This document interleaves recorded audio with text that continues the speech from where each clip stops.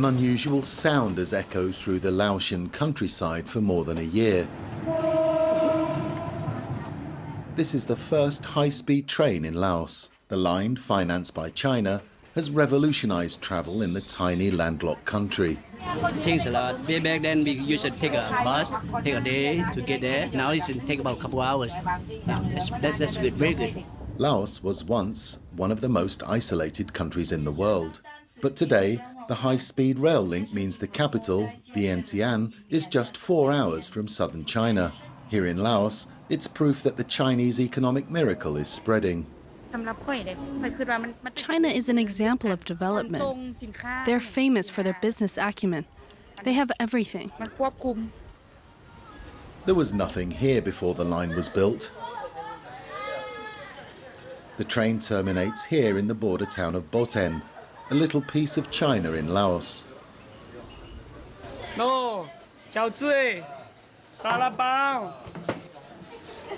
Here, people speak Chinese and pay in yuan.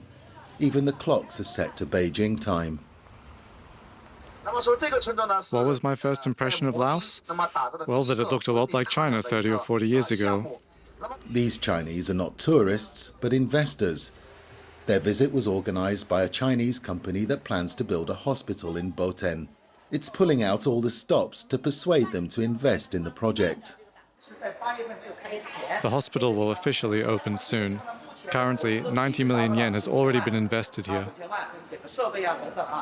This businessman wants to launch a brand of mineral water in Laos, but he has doubts about the economic potential of Laos, the poorest country in Southeast Asia.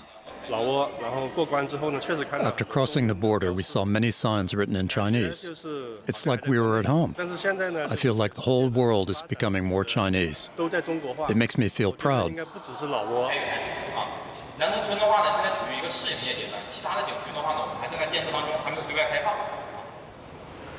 Boten is home to just 2,000 people, but the population is expected to surge to more than 300,000 in the coming years. But not everyone is happy about China's growing influence here.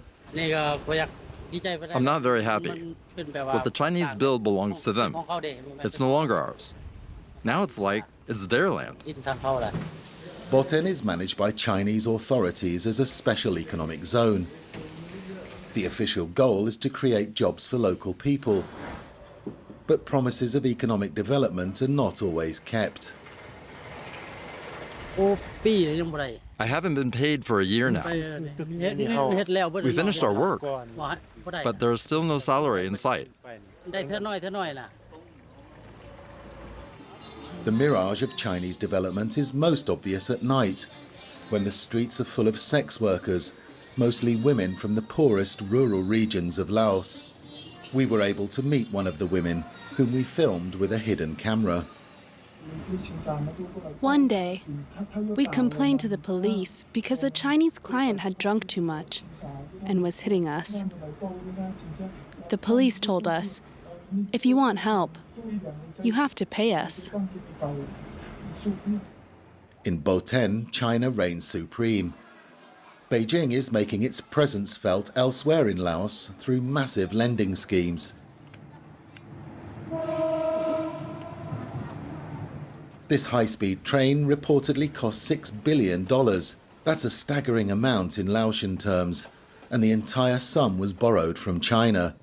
Now, almost half of the country's debt is controlled by Chinese banks. This economic dependency is reflected in a new trend, learning Mandarin.